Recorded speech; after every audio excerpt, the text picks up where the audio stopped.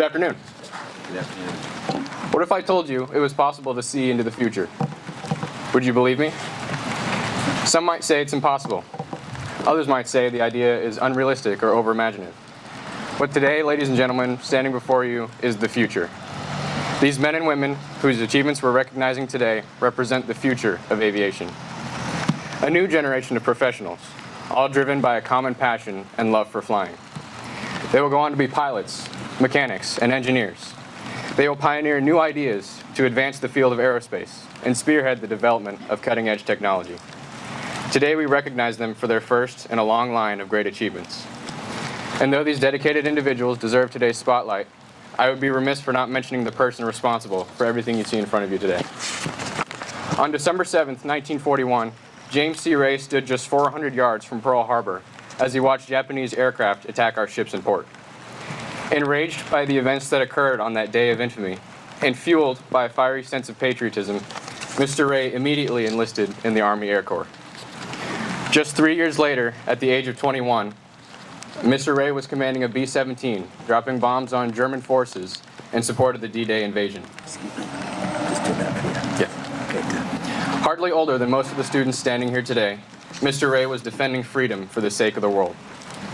James C. Ray is a perfect example of the power and determination of young individuals. Through his experiences during flight training and in combat, Mr. Ray realized a great deal of courage and discipline it took to fly an airplane solo. Because of this realization, Mr. Ray sought to share his experience, specifically providing opportunities to the youth that would be the future of the industry. The young men and women here today represent Mr. Ray's legacy, and they're following the path he laid before them with discipline, honor, and integrity.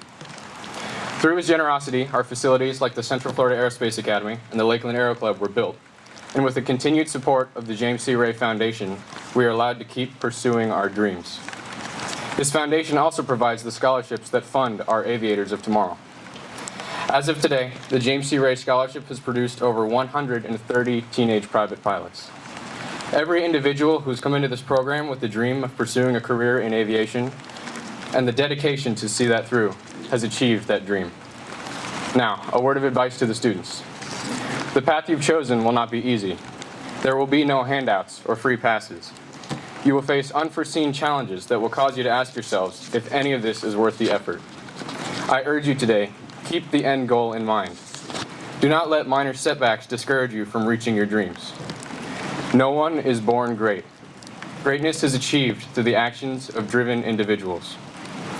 While we owe a great deal of thanks to Mr. Ray's Foundation, none of the students here today would have been able to pursue their goals without the support of their family, friends, and loved ones. Thank you to everyone here supporting these young men and women. It is through your contribution that we may foster a strong community of individuals dedicated to aviation. Thank you to ACE, the CFA administration, and the James C. Ray Foundation for the opportunity to speak today. And to each student placing their brick, congratulations. Just like Mr. Ray, your legacy is forever cemented in time, honoring those who came before you and inspiring those who will come after. You will carry the memory of this achievement throughout the entirety of your careers. I eagerly await to see where each of your paths will take you. Thank you.